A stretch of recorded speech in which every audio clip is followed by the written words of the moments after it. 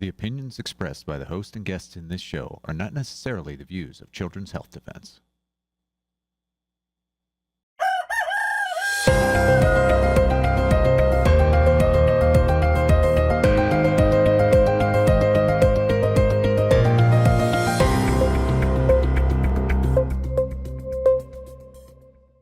Good morning, CHD. Welcome to Pediatric Perspectives.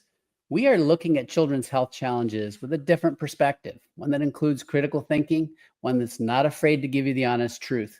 I am happy to have back on the show for part 2 on breastfeeding, expert Jessica Isles. Thank you so much for coming back. I have a long list of questions we didn't get to. Thank you for having me. You are just so well spoken about these issues, but you went through it with your own children. You breastfed 4 kids, and folks, you can review the last episode if you missed it, because it has a lot of important information. I'm going to dive into these questions because I've got about 15 of them. What are the benefits of breastfeeding for both baby and mom? So I'm thinking in terms of biome, the immune system, brain, whatever. What's sort of the most important benefits of breastfeeding that you just aren't going to get from formula? Right. So I would split that up into 3 different sections, actually. One is the actual act of breastfeeding, the connection between mother and baby. The next is the so-called benefits of breast milk itself versus formula, which I would probably frame as the risk of formula. And lastly, the health outcomes of the differences of breastfeeding versus formula feeding. So the first is actually the breastfeeding itself, the act of breastfeeding, which is such a significant human act of connection and develops the mother's, we call it maybe mama bear, but it's also that intense love and sense of protection which she has over her baby, which is heightened through breastfeeding, having the baby on her skin to skin, nursing, suckling at the breast, which triggers all of the neurochemicals which bond her to her baby and the baby to her. And these are very, very important. So this is why I say, if at all possible, you must breastfeed rather than pump, because that's a very, very different activity. So that's the act of breastfeeding itself. Of course, with formula, you don't get that closeness. Some mothers do obviously try to hold their babies all the time when they're being bottle fed. However, generally, just because it happens, they don't get held nearly as much, and research show this. So because babies will take the bottle, they're just like, well, got it, I'll do this myself. But in fact, of course, that isn't possible with the breast. You have to be held, and being held triggers all sorts of social emotional connection for mother and baby. And it also changes the role that the father plays. So fathers aren't really designed to feed a baby. Obviously, with modern machines, we can do that.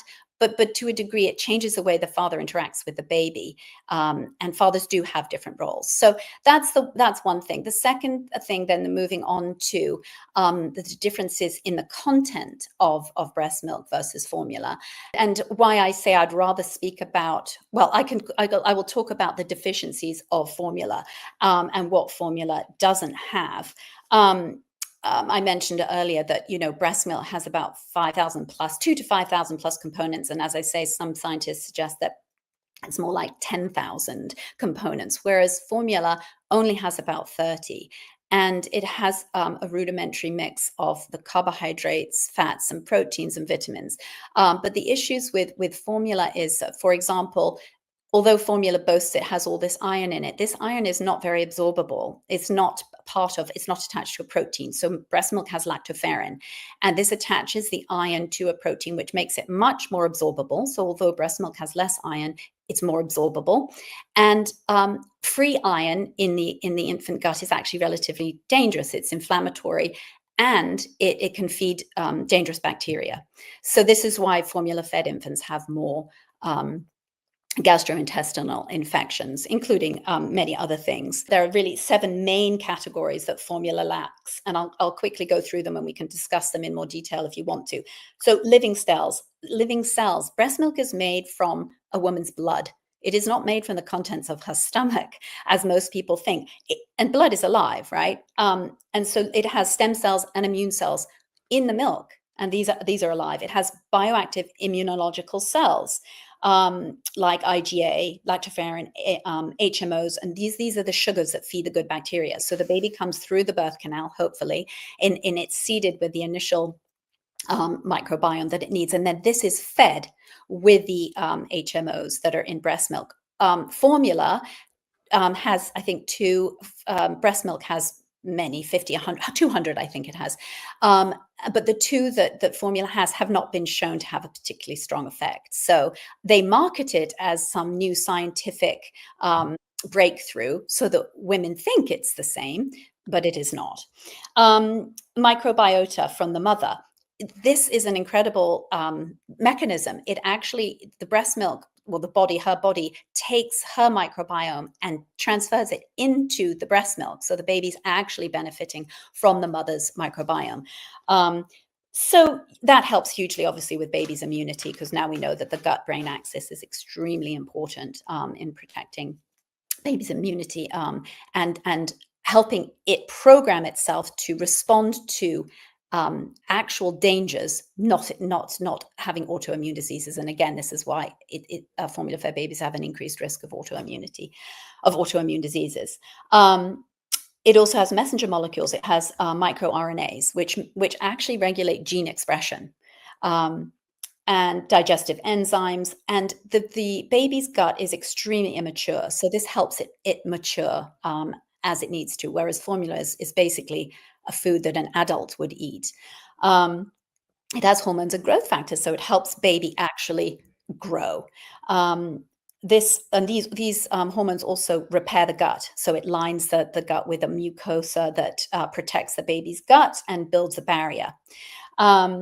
Organ development. The growth factors contribute to healthy organ development, and these also regulate metabolism, appetite, and energy. And that's really important because formula-fed babies tend to be heavier, overweight, they have a lifelong risk of obesity, etc. And then epigenetic programming agents. And this again goes back to how genes are expressed and shaping the metabolism and the immune system.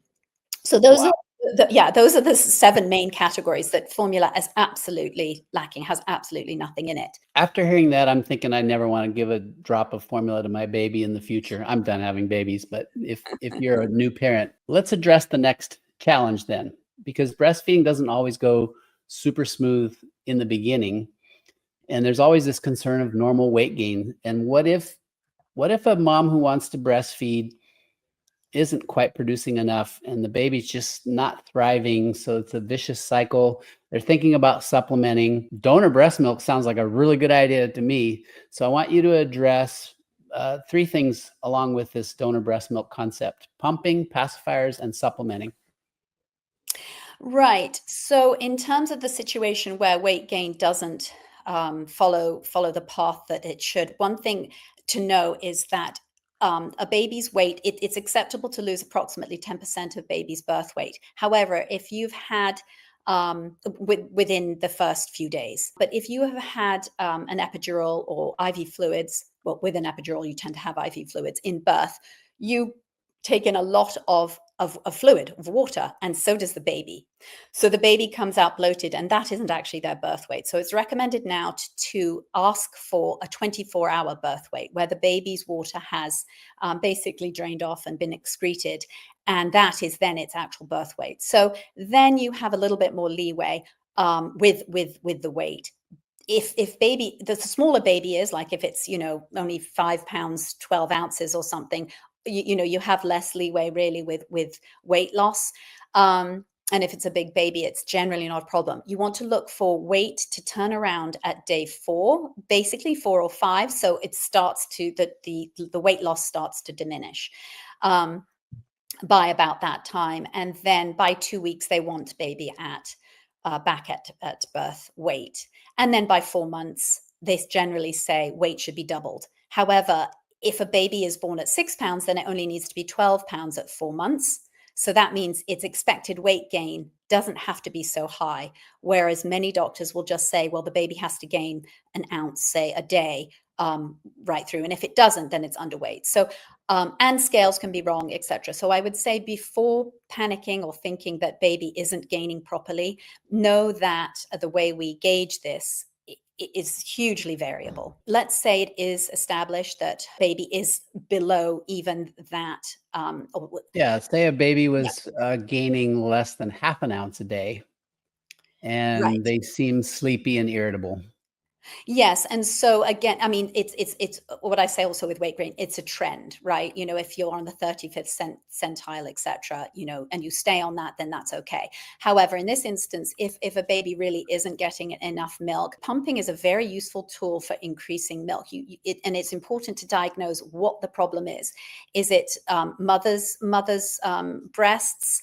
Is it baby's latch? Is it baby? So the diagnosis is crucial, and that is the first thing to find out.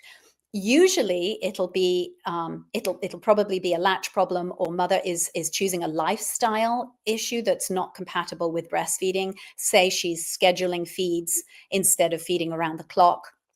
If none of these things are true and she still has low supply, a pump can be very, very useful at increasing supply. So you can put the pump on after every feed. You can use an SNS, which is a supplemental nursing system, which are really, really very useful. You can use a cup feeding for tiny babies, you know, using the bottle.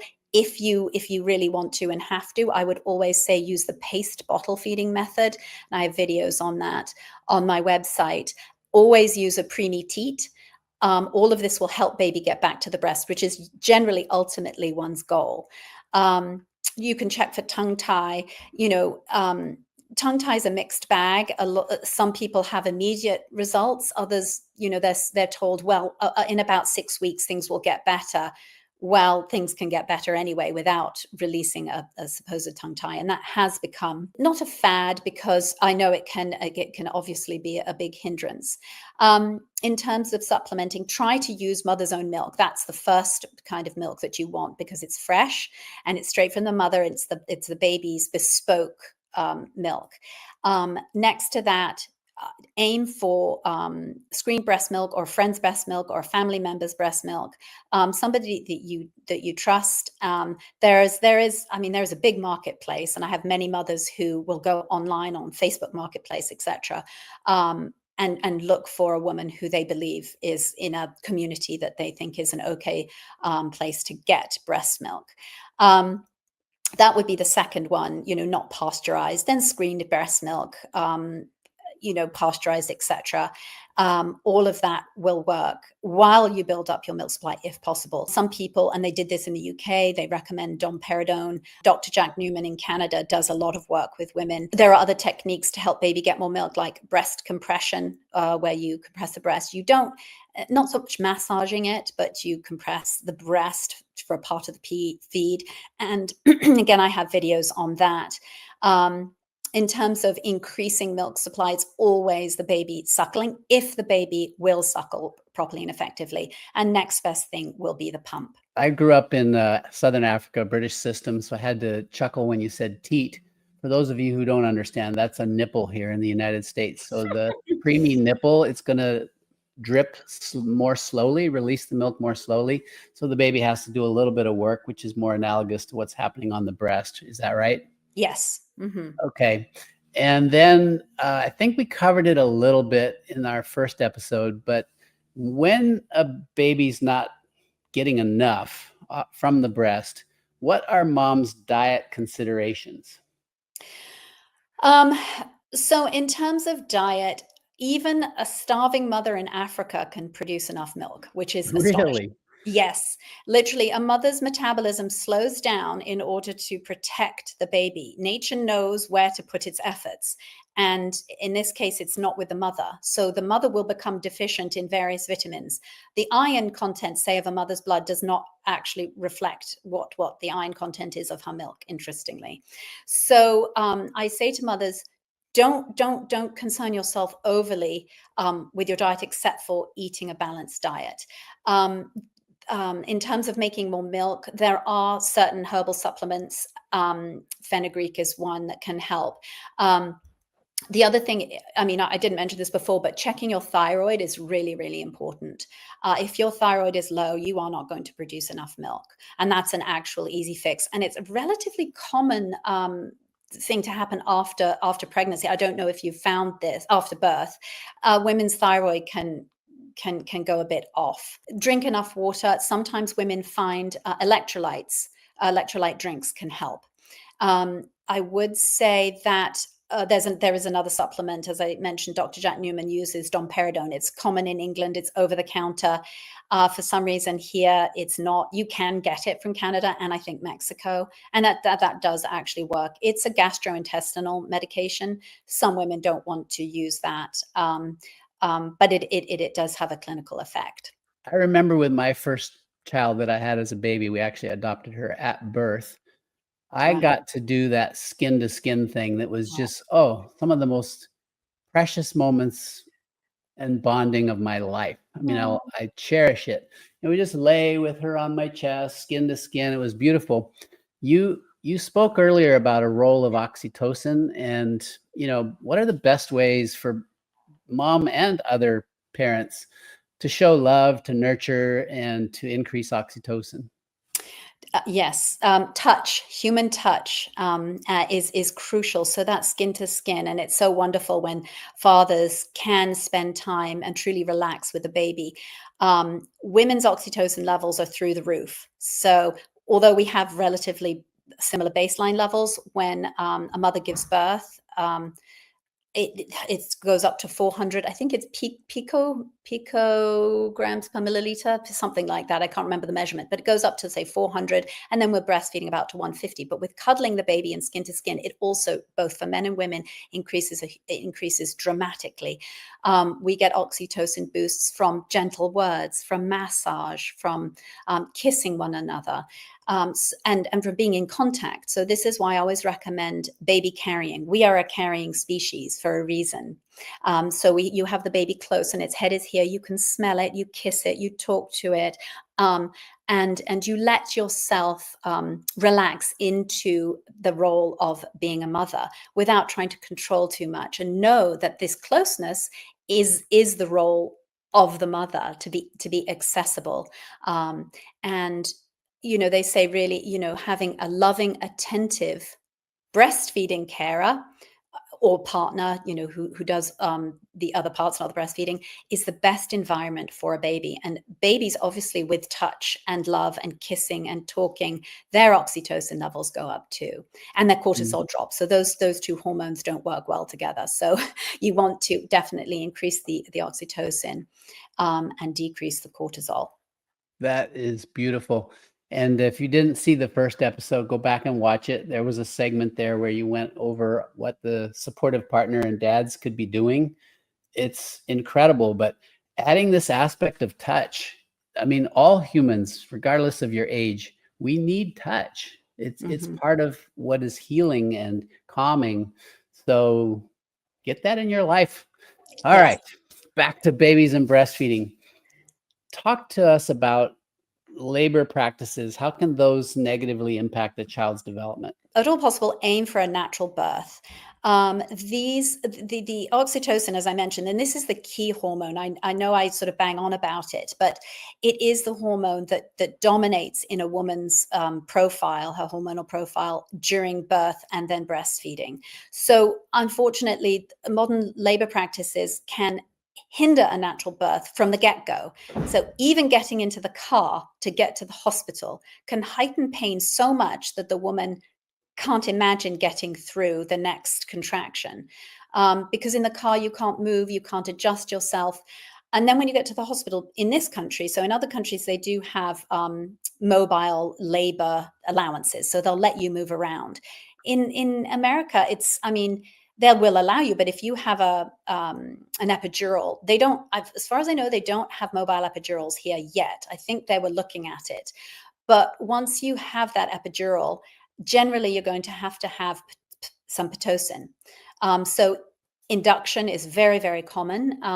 And, once you go over your due date, whatever that is, then they want to induce you with Pitocin. And Pitocin as a chemical it mimics oxytocin in the body, not in the brain. So it doesn't give you the bonding and the love and the intense protection from oxytocin. It just contracts the uterus. It can get in the way potentially of breastfeeding, but not for long. And I wouldn't let women think, oh, I've had Pitocin, I'm never going to breastfeed. No, it might just delay it. And in which case, then you can take action. Say, okay, I'm going to need a little supplementation and I'm going to pump until my milk comes in.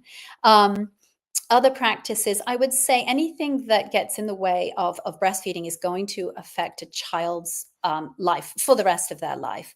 Obviously, cesareans when they're medically necessary, but you go into hospital and the cascade of interventions which make a cesarean section necessary. So instead of allowing a woman her space, darkness, feeling protected and loved, she is in a place with bright lights, people talking, having to be checked all the time, strapped up, IVs. All of this leads to the likelihood of a not natural birth. And when that baby comes through the birth canal, of course, it's picking up all of the mother's microbiome, and that does help guide their own microbiome and growth for the rest of their lives.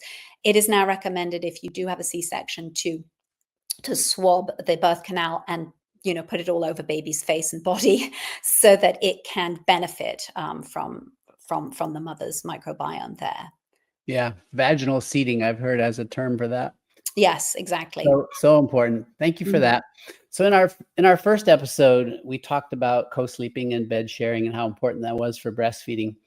I'm curious if you have comments about something that too many pediatricians, I was guilty of it for a while myself, would train parents on how to sleep train, or this cry it out sort of concept, which I now shudder at the thought.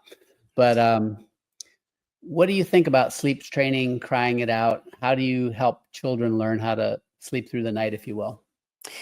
Right. So, I would first of all congratulate you on recognizing the errors of your ways, because many people can't. They've done it, even if they feel guilty about it. They can't admit it or change or then provide different advice. So well done to you for recognizing that and being honest about it. Training a child to do anything that is driven by a developmental and time process is going to be counterproductive. Babies are not supposed to sleep through the night. First of all, it's worth defining what we mean by sleep through the night, because every parent has a different definition. Some people are like, what? I don't know, 12 a.m. till 5 a.m., 5 hours. And other people think you put down a baby at 7 p.m. and they don't wake up until 7 a.m. So that sleeping through the night is worth talking about before the what parents' expectations are. In terms of sleep training, you can no more train a baby to sit up when it's a newborn than you can teach it to sleep. Parents think that they might be training their baby to sleep, but they have no idea how many times it wakes up and doesn't cry. You're training it not to cry. So at first it will be crying out, and you don't know why it's crying. I had clients who had twins, and they decided they were going to let them cry it out, and they cried it out, and they found them in the morning, both in their crib, covered in vomit. So you don't know what's going on in that room. And of course, they felt absolutely dreadful. But that didn't stop them from sleep training, so-called. So those babies, the cortisol levels go through the roof. Babies are designed to be held when they're left alone in a room on their own in the name of getting better sleep. It is, in my opinion, a nonsense. Why are the parents snuggled up together, chatting, talking through their day, cuddling, touching, warm, cozy, and the baby's down the hallway in a room on its own, screaming? What is the rationale behind that? Now the sleep, both sleep training and cry it out. What are they actually crying out? What is the it They're crying, they're crying their need for connection. That's what they're crying out. They Mhm. then don't ask for it anymore. And the Yeah. thing is, the mother doesn't know if the baby's crying because they want to cuddle, they've got gas, they need a diaper change, or they actually need milk. Most babies need to be fed throughout the night. And mothers who do co-sleep and sleep with the babies and let the babies have access to the breast overnight, the babies suckle through the night, and the process of suckling is also extremely comforting, and that in and of itself releases oxytocin and calm, and it also induces sleep. Breast milk it has a rhythm of its own that corresponds to the mother's. So chances of babies getting into a deeper sleep through breastfeeding is far greater than when they're completely on their own. And as I say, you have no idea how much they're actually sleeping because you're Right. not watching them. They could be just Yeah. lying there thinking, well, no one's coming for me, so I'm not going to expend energy crying. Yeah. You're training that little child not to depend on you, which can Right. have horrible consequences if you think about it when they grow up. Terrible. Yeah. How about the extreme cases where breastfeeding is continuing to a very old age? Uh, and you probably just think it's natural no matter what age, but sometimes I would see as a pediatrician behavioral issues develop in 2, 3, 4-year-olds who are still breastfeeding and they're trying to undress mom in the waiting room or in the exam room. Are there any limits to sort of when you might say, well, it's time to wean, or is it just leave it up to the kid no matter what their age is? Right. I mean, I wouldn't say a child wanting to remove its mother's clothes in the changing room a reason to wean. I would say that that was a reason to explain to the child that this is not the time to have a feed, for sure. So we have cultural expectations, and every mother has boundaries.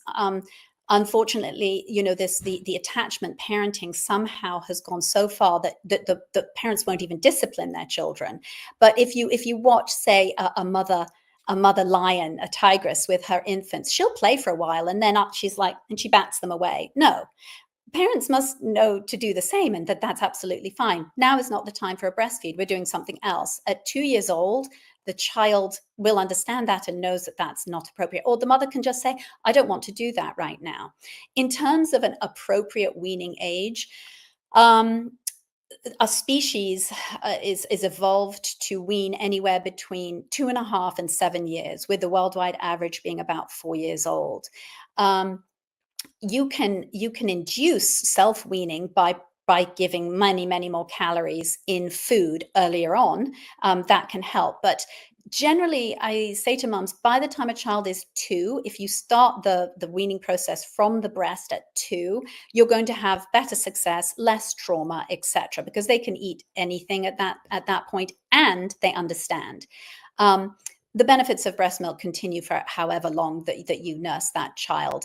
I would suggest that behavioral issues are not due to breastfeeding; they're due to parenting, Mm. and the way the parent reacts to the child when they want milk. So, as long as the child or baby is happy and the mother is happy, but I mean, it's interesting that you found those behaviors. Usually, at that age, children are so distracted and busy in the day that very often by that stage it's a small snack here and there, and then generally at bedtime and sometimes at night.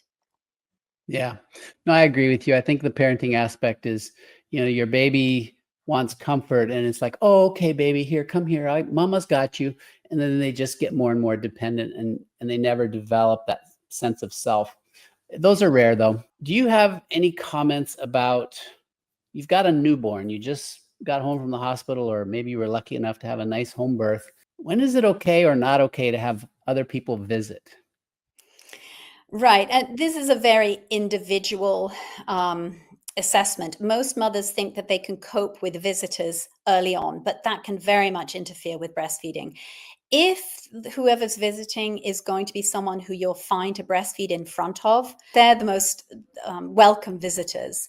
The thing is, during that time, you want someone who's going to come over and be completely supportive and do the things that you need doing. And if there's somebody that you can say, do you mind clearing the dishwasher? Oh, can you heat up my soup? Can you change the baby? Or whatever it is that you need help with, and you feel free to ask them, that's great. A lot of times people come over with unwanted advice or they think, oh, I'll take the baby for a walk, let mama have her sleep. A lot of mothers don't actually want to be out of sight of their baby.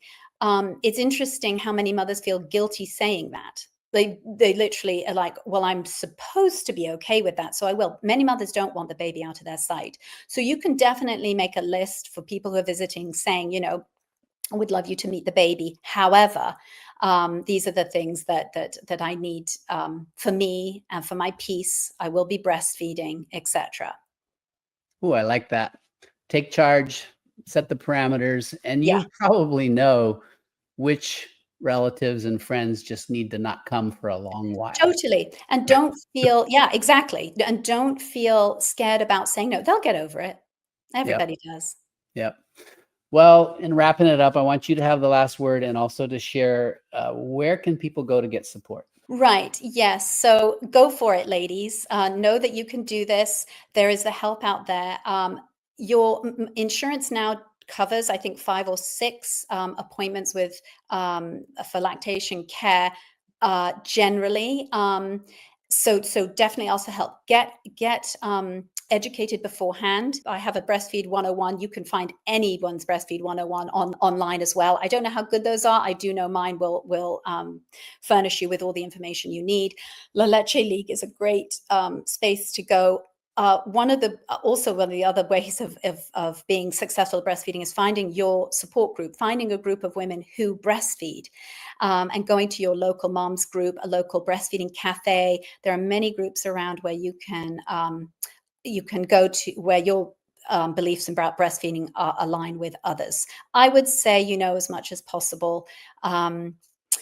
Get that education beforehand. And if possible, if you guys can support the Breastfeeding Foundation, and I have a few petitions on there with links, just sign that saying you would like to see warnings on formula labels, having transparency for women so that they can actually say, okay, this isn't something I want, and I'm going to make sure I get the right help. Thank you, Jessica. I love your foundation and your petitions. The petitions, yes, exactly. The FDA petitions, yes. Those are powerful. Those are amazing. Folks, get on there, sign those up. Where do I find your Breastfeeding 101? Because that sounds like something I would want to get my hands on. Yes. So contact me through Breastfeed SOS. Okay. So you can I think there's a text or an email through there, or the Breastfeeding Foundation. Either way, Jessica Iles at thebreastfeedingfoundation.org. That will get to me, and I can provide anyone with that. I generally that's my training I do for families. It's free. So I don't, any number of people can sit in on it, and it's designed for that, so that the whole team who's around mother knows what to expect and how to support. Wow. You are an angel. You're giving out your basically access to one of the world's best breastfeeding experts I've ever met, honestly. Free. Support Jessica, you guys. She obviously has to support herself. And so support this foundation. You're doing amazing work. And I want you to have the last word for our viewers. Well, thank you. I want to thank you for having me, and thank you for your work as well. You've been amazing, and I know you've been through a lot, and I understand you have 9 children. 10 if you count my latest edition. You have, well, I got remarried and I acquired another one that way. Oh, amazing. Well, yes. So you're doing wonderful work too. And I would say women, my other focus is biological feminism, which is basically a movement which takes women's biology into account when we approach life, work, society as a whole, and says that because we make babies and because we make milk, we need different accommodations to men. There is no equality or equivalency between men and women. And when we recognize that and feel free to ask for help, and not feel that asking for help is weakening us or making us look dependent in any negative way, or will throw us back 200 years to where we couldn't own property or vote. No, we've come to a point where there's no returning to that. We can only get better and create a society that is more helpful to women and infants and society as a whole. That is beautiful. Thank you, Jessica. Thank you so much, Dr. Thomas. Folks, I am so glad we had this episode 2. If you didn't see the first episode, go back and watch it. It is also packed with important information. I'm Dr. Paul, your host. It's always great to be with you. Look forward to seeing you next week.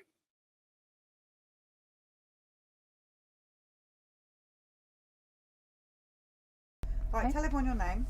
Bethany Ratliff. I'm a family nurse practitioner.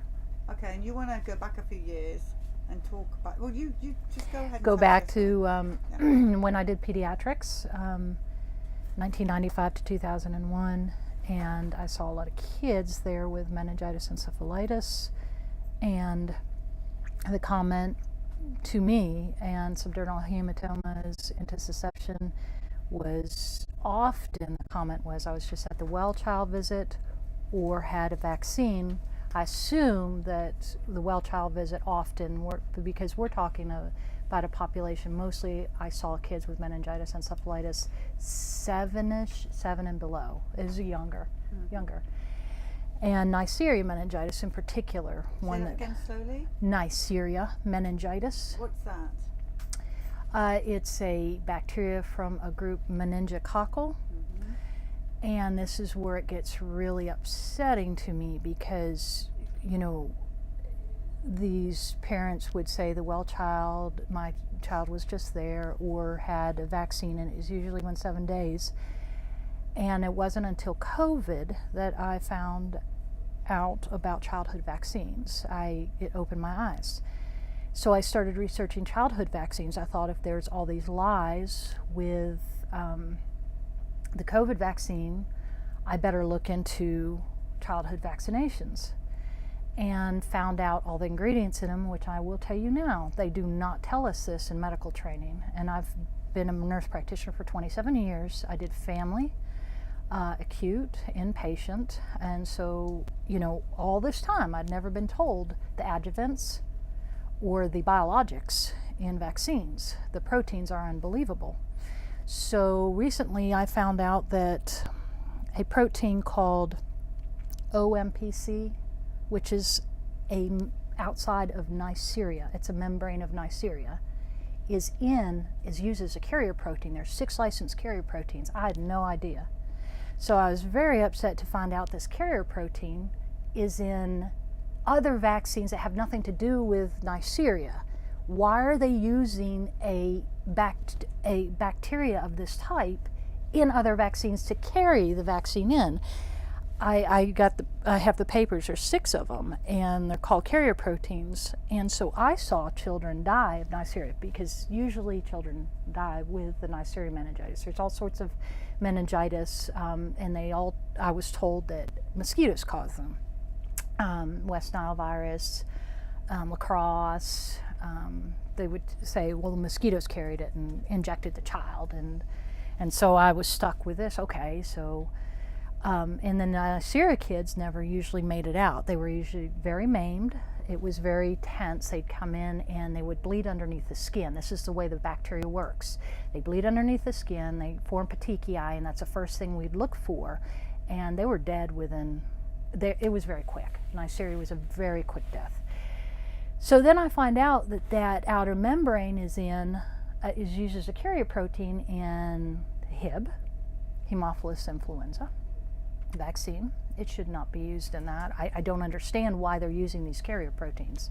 So this is not informed consent. So I saw these children hurt, meningitis, encephalitis, subdural hematomas. It causes bleeding. I've researched it, and I saw these kids die. And to think that it went back to vaccines and these parents don't know that, I just want the parents, at least within West Virginia, because I worked at one of the hospitals here in Charleston, I want them to know that it was not their fault. Nothing they did could have, and 2, that it's possible, very likely, that the vaccines played a huge role in this, and it needs to be brought to the medical community's attention, which I've tried, but it's a brainwash deal. They are all indoctrinated, just like I was, but so here I am telling the story. So basically, you only just found out about the vaccine issue in the last 3 or 4 years. Yes, it started 2021. 21 was when I That's first. a shocker for you. oh my gosh, my whole career's out I won't work anymore. And you said the parents knew. Yes. But Yes. what would it be like in that situation back in the day before you knew, for them, when they would say, but it's a vaccine? The docs everybody told them it wasn't that. This isn't Neisseria not in this vaccine. Yes, it was. I didn't know that as a carrier protein, or that vaccines, the side effect is encephalitis, meningitis, and people don't appreciate the subtleness of meningitis, encephalitis. It can be autism, it can be you can bleed and have a subdural hematoma. I've seen parents blocked from seeing their child being accused, no bruises on their body, no injuries, but have a subdural hematoma. And of course, I find out that vaccines, of course, have a very strong tendency. There's pathways in these vaccines that they affect bleeding and clotting pathways. I didn't know that. Why would you inject a child with something that can affect a bleeding and clotting pathway? I couldn't believe all the pathways that these separate proteins can affect, and it's like a downstream. These proteins will just affect different pathways, and we're talking about cancer pathways, bleeding, clotting pathways, and that's what happens with a lot of these brain injuries with these kids, autism. I mean, it can, some of the bleeding or the aluminum, we don't know what it is. We know all of this stuff injected into children is the worst idea ever. And then their child dies. Yes. And then they're told, your child had meningitis or whatever. Yeah, maybe. I'm sorry. It's a mosquito. Make sure you vaccinate. Yes. Yes, but at the time, they didn't have that Menactra. And what's funny is it was in the hip, and I was seeing Neisseria. So then they come out with Menactra, I think it was 2008, 2007, 8, something like that. This was after my time that I saw all these kids. The meningitis vaccine. So I saw all these kids with meningitis encephalitis, and they just let them go, and just, after they were injured or whatever, say, this is what caused it, mosquitoes, horse, whatever animal or insect they were blaming. Yeah, potentially what you're saying is we were killing them with the vaccine. 100%. That's criminal. I have so much anger when I think about this kids, especially the cancer, because I also found that a couple of the linked proteins, one's called SRC, it's a oncogene. So these, and some of these it's fusion proteins. When they make these vaccines, they put all these carrier and fusion proteins so they can go in our body and fuse in sites. One of the sites they fuse is glial cells, neurons. Well, I saw a lot of kids with glioblastoma, brain tumors. Kids don't, and they tell them it's just genetics. Then recently they just came out and said there are no bad genetics. Suzanne Humphreys, she does a great lecture about there are no, and they say it's not our genes. We're not born with bad genes. It's the way they're expressed. And this was also new to me. They always blame the genes. Oh, it's your genetics. Oh, you're born with it. Oh, your mother had it. You inherited it.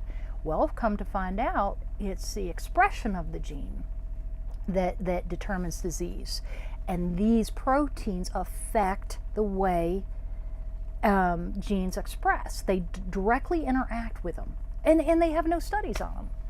So I'm looking at these kids who are filled with proteins that can cause cancer, and I've looked at this. I've looked at the link. The medical community really needs to take a deep, long look at carrier proteins of one of the things between the adjuvants and the biologics in it. I never knew any of this. And I will no longer prescribe or advocate for anybody to ever get a vaccination, especially children. Never. It's been a very, very, very, very, very sad to hear these stories, to hear the last guy tell his story, which I've heard those stories over and over again about COVID. I had COVID. I was like, they tried to put me on a ventilator, and I had enough guts in me to say, don't get that near me. So I've seen this all firsthand. I worked in a hospital. And this is just, I don't know how to wake them up. I don't know how to wake the medical community up.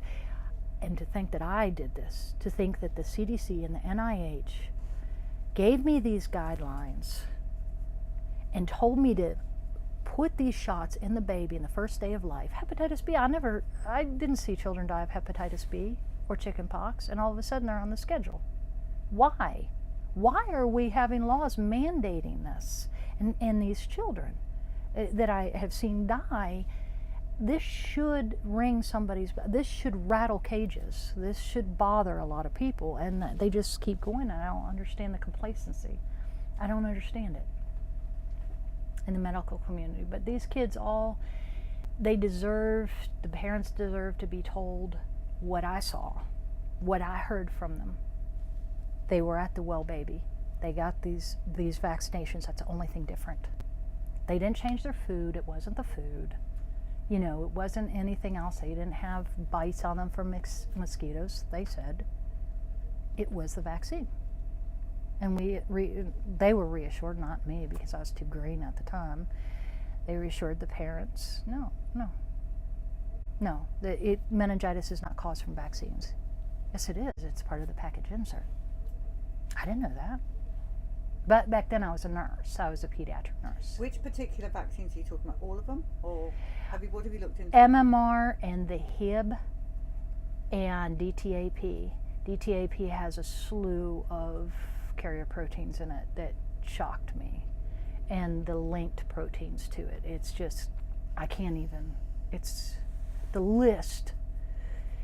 They don't even list this on when you go to the sites, the FDA site and the CDC site where they list biologic lists and the excipient list, adjuvant list, it's not on that because they were covered in patents.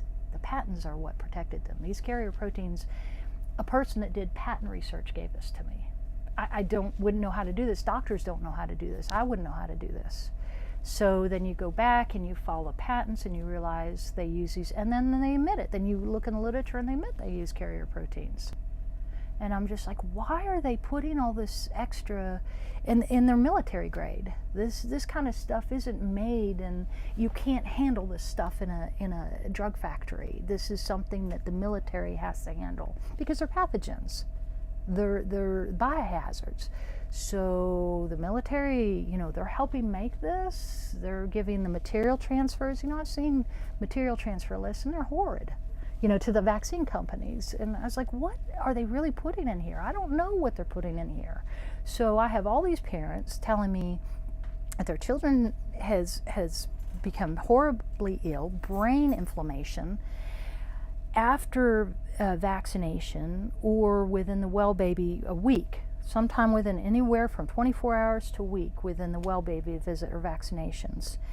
And what they do is, if it's not within a certain amount of time, say 24, 48 hours of vaccines, they say, it can't be related to that. And that's not true, because the vaccines, the components will set up in your body, and they can trigger at any point. And we know that now. I mean, we know that they can trigger 20 years down the road, cause cancer 20 years down the road from what I've seen. And now I saw all these kids with meningitis. How were they getting it? They weren't getting it from mosquitoes or horses.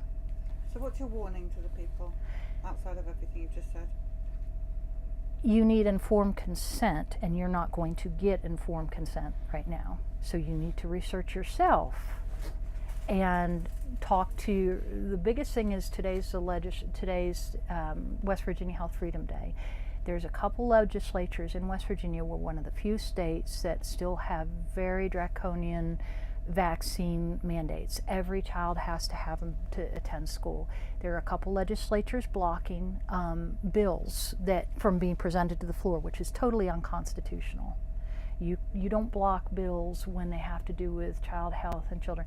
And both of them are in the medical field. They're blocking these bills. Of the health committee, the chair and the vice chair are blocking these bills from being heard because they're doctors.